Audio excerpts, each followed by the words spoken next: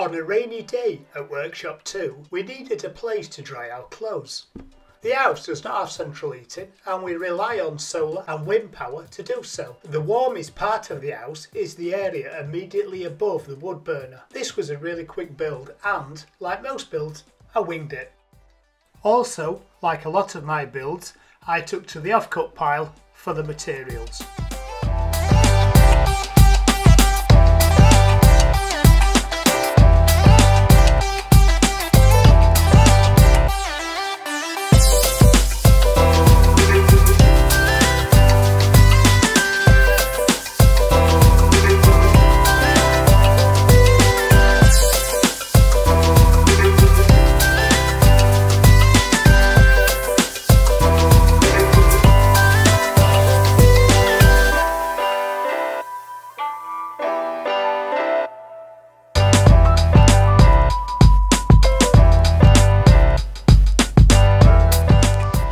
Six months after my €1 bandsaw repair, it's still going, but I do need to buy new blades now as they're all blunt.